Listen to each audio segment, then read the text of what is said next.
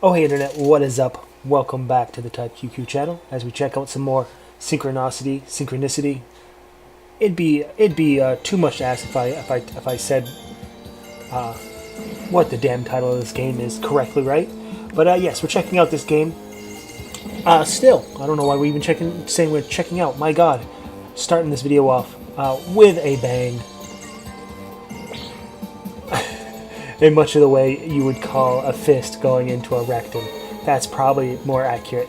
But here we are, just pausing the game like a madman. But furthermore, this is as natural progression goes. We first started with the keyboard with backwards controls to a keyboard with proper controls, and now we're on a controller with proper controls. Boy, oh boy. So if you can see that there's finally, it seems like there's a human being and not just like a pigeon behind the controls of this game. That would be the reason why. Look at that, we can actually jump that obstacle now. What's even more bizarre is that Jack-o'-lantern flies a lot easier, or a lot more with the joystick or the thumbstick rather than just the keyboard. It's bizarre. I guess there might be some default positioning when it comes to the keyboard layout compared to the natural position of the of a thumbstick, but I'm not really complaining, to be honest. But yes, welcome to episode 3 of series of Shin Megami Tensei Rebirth Prolapse, no, Synchronicity Prologue. I think I got all 9 of those words in the right order, although I wouldn't put my life on it. I think they're all there. I'm not entirely positive. I think we only have Kingdom Hearts to thank for shittier names, but we can't really say it's a shitty name. It's just a particularly long name. But we're back at this sort of Castle of Illusions.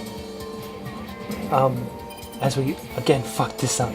Castle of Illusions, where these sort of candles or candelabras bestow magic effects of, like, as you can see, like either the mist or those purple blocks appear or reappear depending on what realm or shadow world you live in or teleport to. As you can tell, you know, the castle changes, or this tower, or this area. Wherever we are, it changes. I suppose this is all just a moot point that's kind of explained in just mere seconds. Anyway, we need to keep going up these floors. They kind of cycle on each other. And sometimes we want to hit the candles, and sometimes we don't.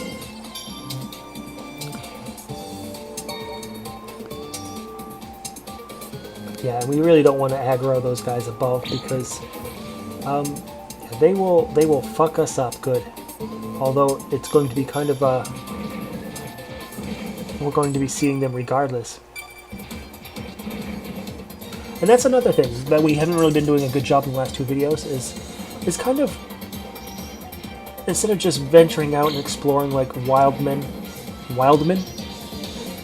Hello, my name is Dr. Wildman. Wild men or women, I don't know. Don't be angry at me because I can't speak. Yeah, we should be kind of completing. Actually, look at that, we just found a secret spot. We blew up that wall and found a secret. However, I think I was just too tired or too stupid to even notice it now, so expect that in the next issue. Again, guess we're... I don't know. We'll have to keep checking with it. I mean, it's got a blue check mark, so I don't know, but it's certainly...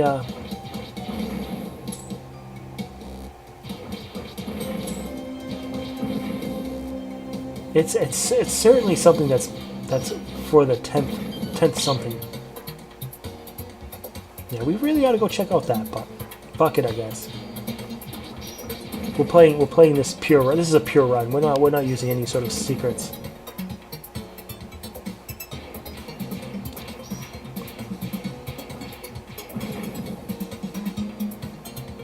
Alright, alright, alright. And barely floating onto that next one.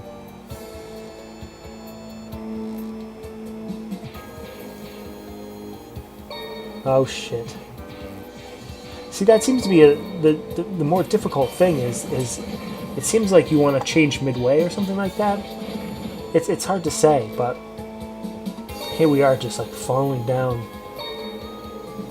nearly every pit. And that's the painful thing, is that you know, you don't just like trip up and like, okay, I have to try something else. Then you have to climb up all this shit yet again, and it's just like, And here we are sitting at like 19 hit points, so just asking for death to come whack us in the head with his or her Grim Reaper. Jesus, what kind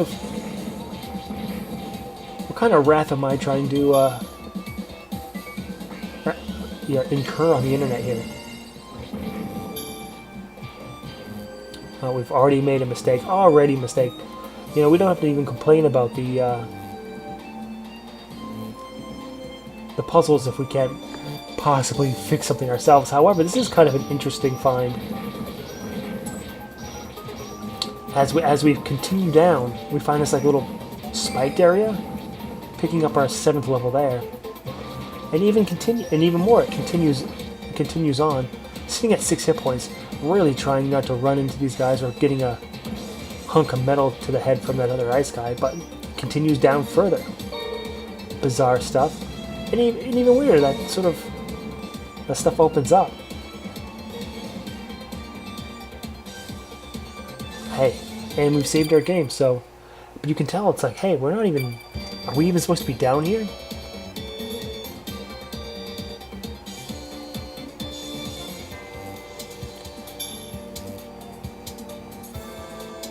Alright, and I don't know if Jack-o'-lantern can heal on the saves or it's just Jack Frost, but either way, like absolute morons, we kind of fell through the floor, did a little exploration, and found ourselves locked on the other side of doors with a boss. So here we are, with this sort of starfish boss. This is certainly the first attempts of trying to just kind of figure out what the heck's going on. You know, I have a strong suspicion that this is Jack-o'-lantern's turn, where Jack Frost really whooped the last boss we faced. So, however, you know, we're quickly finding out that this isn't certainly something we can just kind of spam down.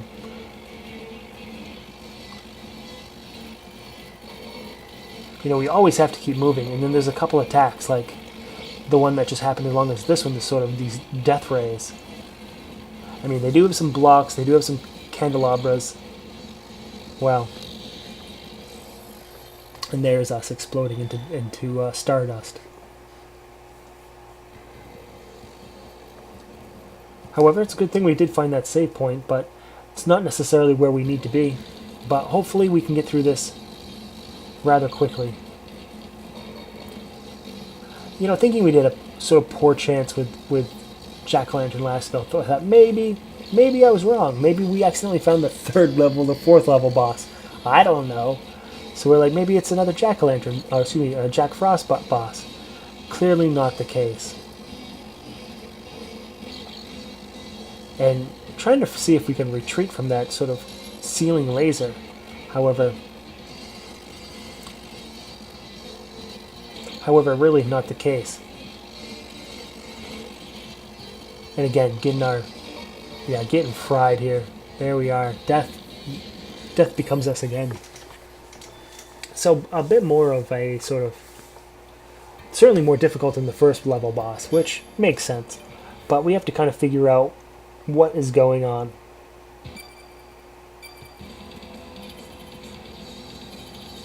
You know, like the previous boss, it was Jack Frost's charge move that really did him in. So maybe it's Jack-o'-lantern's charge move that really did him in, but it doesn't really seem to be the case. Granted, it's doing a lot of damage, but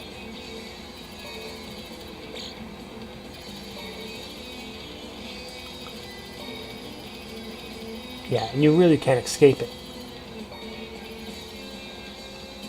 However, you know, I mean, looking in on it now, you know, you know, as a spectator, as a YouTube viewer, you know, I'm sure the answers are staring kind of in front of you, you know, as they seem very obvious to me as well, looking in it in retrospect. But I suppose we'll go through my mindset of, yeah, you can kind of see how the ceiling, when you have that mode selected, blocks the laser, so you kind of have to hide underneath those, as well as the blocks that appear by your feet when you've touched the candles for like the sort of purple shadowy world. So it's a you know, depending on what laser he's shooting you with, depends on which it depends on which version of this boss fight or this dungeon you want to be kind of. See, in this one, what you want to do is you want to not do what I'm doing. However, that's a great display of, or at least a great opportunity to do damage, is when you have Jack Frost on your back, and there we go. That's how you do that. Now, when he's doing the sort of horizontal laser, like this, you want to be in the purple world and floating on that block that sort of generates on the floor. But overall,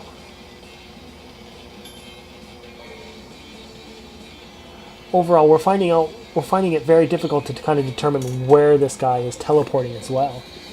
You know, it seems like we really can't outrun him, but there is a pattern. There is a pattern, and we'll figure it out in due time.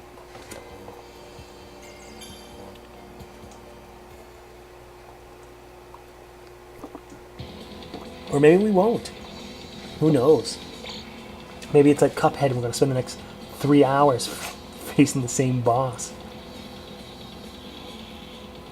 Yeah. So, we kind of messed that up, so we're going to kind of just fix our mistake by just doing a ton of damage.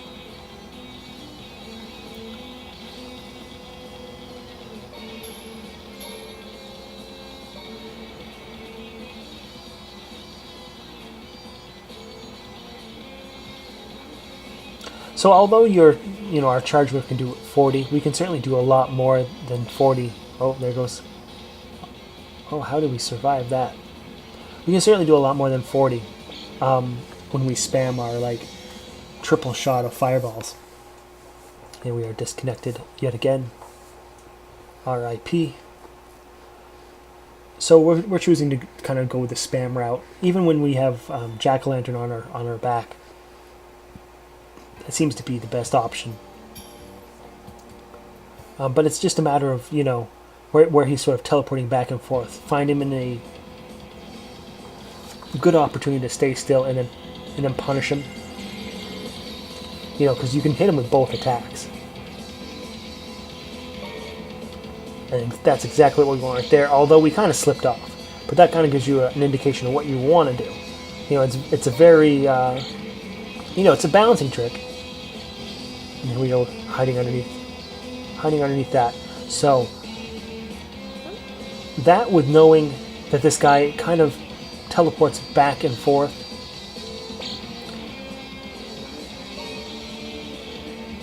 So there's no real way of like outrunning him. You know, you just have to keep going the opposite way. And we're able to deal a ton of damage. You know, because that was our thing, is like, okay, he's always trying to hit us with his arms or his tentacles there. So let's just outrun him. But he has a way of always kind of teleporting on the other side of you. So, oh, there we go. Understanding that, you know, it's not necessarily of dashing away from him, as it were, as it is just trying to create space in a sort of back and forth pattern. But ultimately, I think you can defeat him if you just do enough to avoid his lasers. I think you can get slapped by him a few times and it'd be okay. There. I think we're piecing it together now.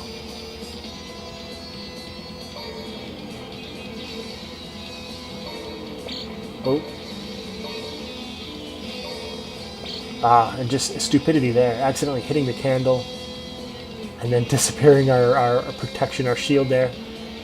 And then just thinking, okay, yeah, well, let's just run then. And then being like, okay, well, we've long discovered that doesn't work. Able to at least save ourselves from that. You can tell he's already down to like 2/3 of his hit points. And that's a really nice attack as well. Being able to combo both Jack Frost, Mabuhu's skill, and just our fire spam. Here he is telling us we're in for it now. And I suppose there's a couple ways of doing it. I think that you can kind of hover behind the ceiling or hide behind the blocks when you're in Purple World, which I think is probably a better idea, just to stay alive.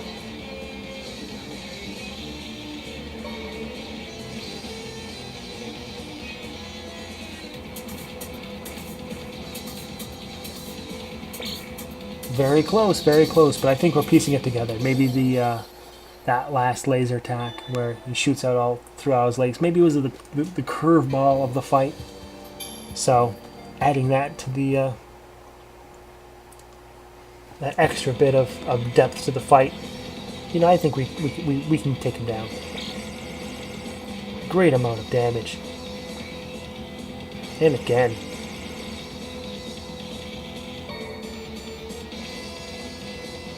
Never underestimate the power of spam, right? Alright, time to get underneath that.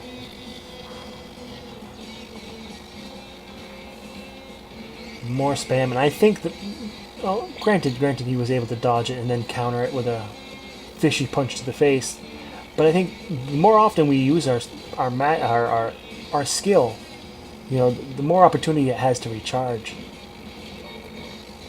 So I think using it early and then just keeping an eye out for it and see when we can use it again is probably a good idea. I don't know how we were hit there. Maybe we were just a pixel out of the protection of the ceiling there. But we are doing pretty well. He's hurt a lot more than we are. And we are taking some risky pot shots from our security bunker. Oh, an absolute whiff there. However, we do have him in a bad way.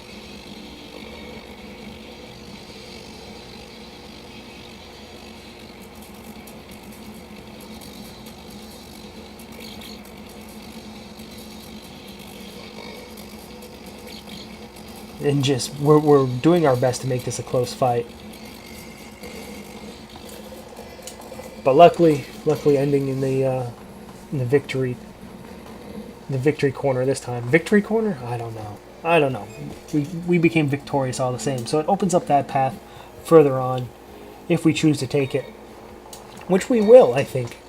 Not that we have a choice, but it's going to be in the next video. So yeah, that's going to be it for this video. Don't forget to subscribe, leave a like, leave a comment, do all that stuff.